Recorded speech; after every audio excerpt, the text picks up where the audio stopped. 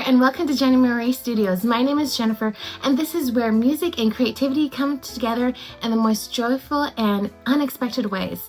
If you're just starting your flute journey, this is the perfect place to begin. Today, we're going to take it step by step by just using your head joint today and learning the notes B, A, and G. For us to be able to do this, we need to make sure we do it step by step and following it through from the beginning to the end. Let's take this first note together, one note at a time. Step 1, make a clear sound by using your head joint. Before we begin making our full notes and melodies on anything related to the flute, we want to make sure that we are creating our very first clear sound. This small step, using just your head joint, is going to be the confidence that you will need to be able to succeed in your journey as a flautist. What is an aperture? The aperture is a small opening between your lips where the air passes through to create sound. It's like the doorway to your tone. Why is lip shape so important? Here's something I tell all of my students. No two lips are exactly alike. Your lip shape, especially the Cupid's bow, the sweet little dip at the center of your upper lip, can affect how you direct air into the flute. Let's break this down. So if you tend to have a little medium to full lips, then I like to use what is called the smile effect. And the smile effect is when you actually use the corners of your cheeks, of your lips, and you tighten them in to be able to flatten out your lips so that air can pass through your aperture very clearly. Now, if you have thinner lips or smaller lips, then you necessarily don't have to do this effect because you have a lot more easier way to have air flow through of your aperture. Depending on your level of experience, there's going to be a lot of professionals out there that's going to say otherwise about the smile effect. I personally grew up with the smile effect, and I guess time goes around through so many things, and I hear a lot of things like people say don't use the smile effect, people say it's okay, and there's going to be good and bad things that's going to be said about it. I personally like the smile effect because I've done it my whole career as a flautist, and again, it helps me to widen my corners of my cheeks and have a stronger embouchure. And that's what we're going to need to be able to have a really good, clear, beautiful, pure sound on the flute. I also have witnessed the smile effect on my students whenever I teach them the smile effect. Some of them, for some reason, they've been playing just a couple of years and not too long. And when they get into playing the flute, their sound is still not as clear. And for them to be able to do that, I just show them the smile effect just slightly so that they can be able to be aware to tightening up those corners.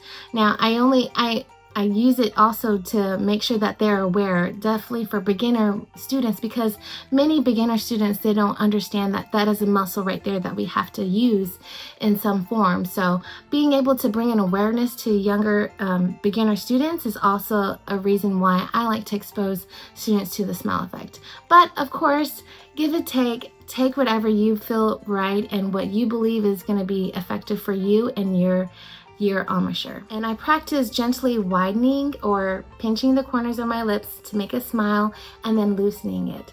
And then hear the difference between which one sounds clearer or faint or not. You know, which direction do you want to go in? So let's practice that. Let's see how that sounds. Here is my lips when they are not activated and when I'm just playing through. Here it is.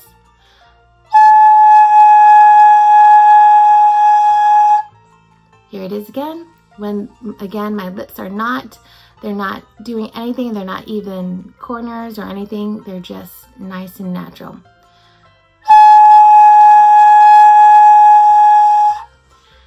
All right, let's hear how it sounds when I activate my corners and do my smile effect to widen up my lips.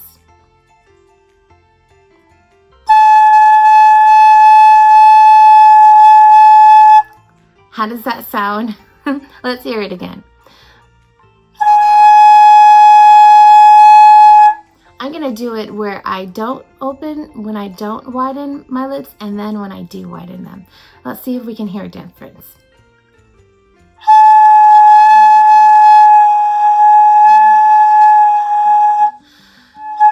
So based off of what I know in my experience, I can hear that when I play with my lips without activating, I actually sound a little flat. And I also sound like I'm not as clear. I can hear a little whisper when I play. So let me try it again. It does feel very natural. It feels like I'm not using any source of way of blowing through my instrument, which is good. I do like it feeling really relaxed. But let me see, this is how I normally play, which is activating my lips. For some reason, for this smell, when I do the smell effect, I feel like my sound is more bolder and I don't hear the whisper effect, and it feels more strong, which I like that personally. I like to have that very strong sound. So now that you found your aperture on your lips and which one you found comfortable for yourself by looking in front of the mirror, you're gonna make sure you now practice using that same tone and that same aperture every time you blow through your instrument. What is your interpretation and what do you think is your aperture? Do you like to widen your lips or do you just have it neutral? Let me know in the comment box on what is your aperture placement. Now that you understand how to use your correct aperture, go ahead and connect your head joint to the body and your foot joint together so that we can learn how to use the flute finger numbers. This will help you to follow finger charts and learn new notes as you ease through into your flute journey. For this section of the video, I'm going to use the mirror effect. So of course we have our thumbs, 1 for our index, 2 for middle fingers, 3 for our ring fingers, and 4 for our pinkies. Specifically for our right hand, we're going to use thumb, R1, R2, R3, and then R4, and then left hand will be left thumb, left 1, left 2, left 3, and then left 4. If we have both hands again, it's going to be, of course, your thumbs, 1, 2, 3, 4, 4, 3, 2, 1. Now let's practice as if the flute is in the air. Your left hand is closest to your face and your right hand is by its side. It'll be thumb, left hand, 1, 2, 3, 4 on the bottom, right hand, 1, 2, 3, 4. Don't worry, if it takes a few tries to get used to the system, then definitely still take your time and make sure you understand the concept of thumb, 1, 2, 3, 4, and thumb, right hand, 1, 2, 3, 4. Sometimes learning stuff like this is like a completely whole different new language. But you're doing an amazing job already, and each step that you take, you're making a difference every time you go on through your flute journey. Step 3, Introduction to Basic Music Theory. Let's learn some beginner music symbols that we'll see in our first piece of music when playing the letters B, A, and G. Quarter note, a filled-in note with a stem that counts as one beat. So in this case of music, there are currently 12 quarter notes in a row, which we could count as 1, 2, 3, 4, and then repeat again, 1, 2, 3, 4. Quarter rest.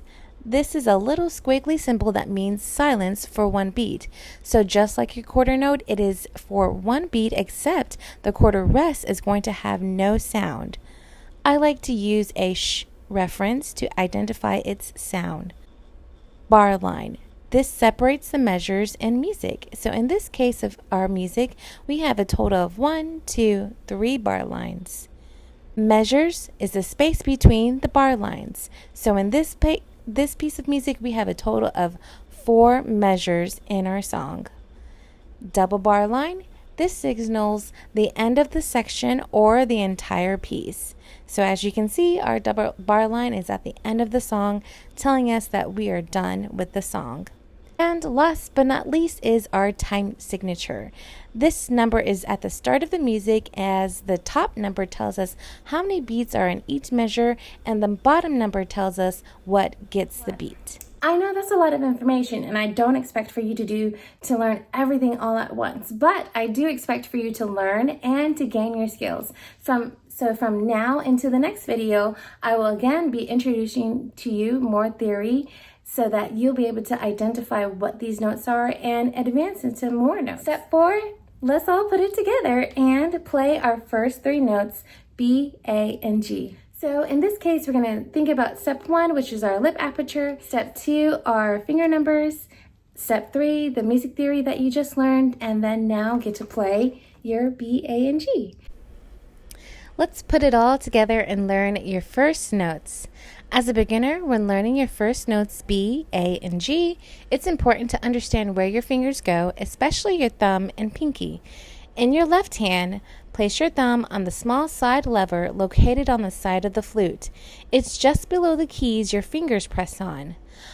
In your right hand, pinky, finger 4, should be placed down on the last key of your foot joint.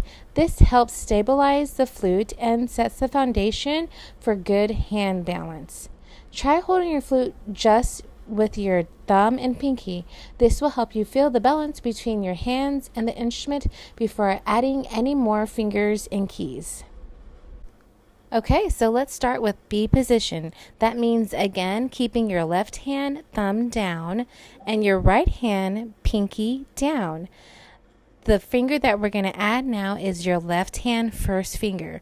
So how we will say that will be left hand thumb down, left hand finger 1 down, and right hand finger 4 pinky down. This is B position. B sounds like this.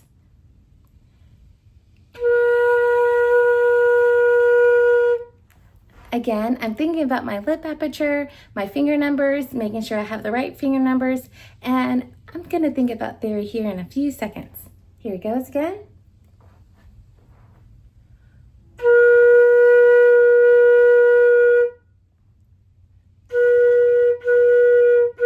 Take a moment to practice playing B on your own by making sure you apply your correct aperture and make a beautiful sound. Breathe in and out and practice stabilizing your fingers, body, and aperture so that you have a clear sound.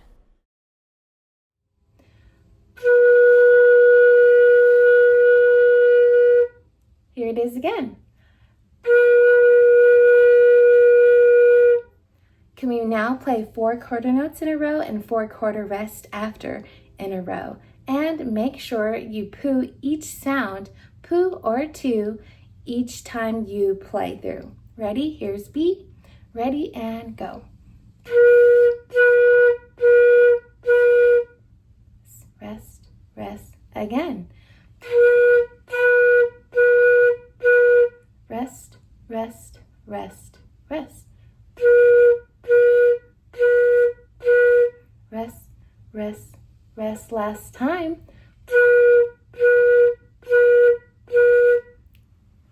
Rest, rest, rest. Good job. Now let's take a look at A position. Again, you're going to still keep your thumb down in your left hand, and in your right hand forefinger or your pinky is going to stay down. Now you're going to add, just like making a B, you're going to add your left hand first finger down and your left hand second finger down. This is how A sounds.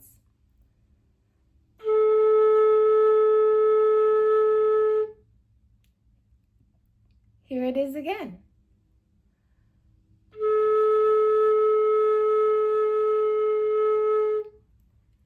Can we play 4 A's, 4 A quarter notes in a row and 4 quarter rests in a row? And we'll just loop it around just like we did with B. A, and here we go.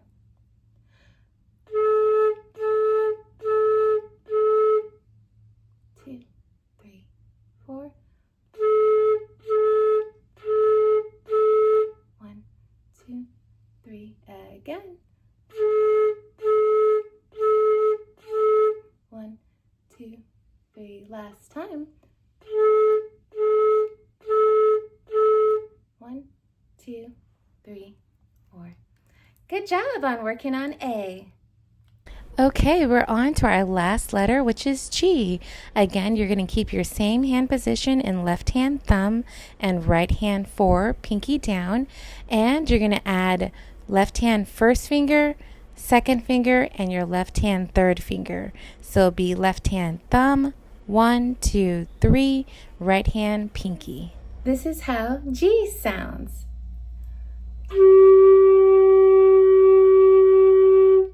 Can you try to make the sound?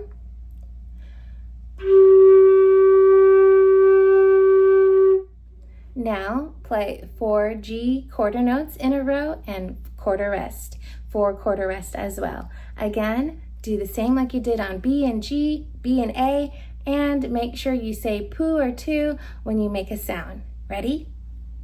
And here we go. And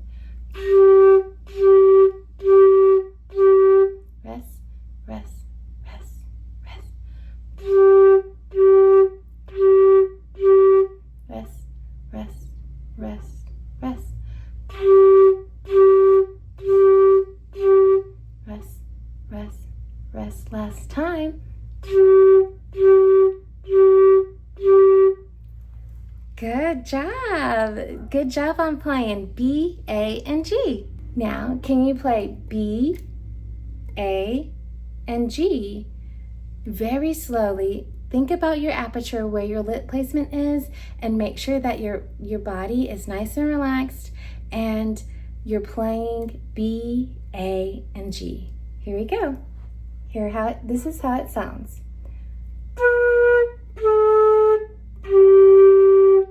Again. Now, can we do G, A, B? And if you can tell or notice, I'm actually now using 2 when I make a sound. Ready? Here's G, A, and B.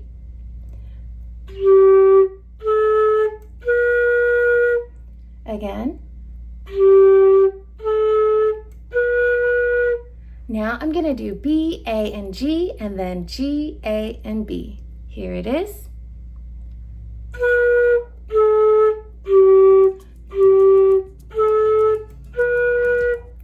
Can you hear any familiar sounds or songs that might come up into your head? Can you try to make a music or a piece of song that is from these 3 notes, B, A, and G? I'd love to see it in the comment below on what kind of music you play using quarter notes and quarter rest. That's a wrap. You did it. You first learned how to find your aperture on your lip placement. Then you learned the finger numbers so that you can be able to learn finger charts in the future. Third, you learned your first steps on music theory. And lastly, you learned how to play B, A, and G on your flute for the very first time. Congratulations! That is a huge step and just the beginning of your flute journey. So with that being said, again, my name is Jennifer and this is Jenni Marie Studios. If you found this video to be helpful, then please take a moment to like, share, and subscribe. And until next time.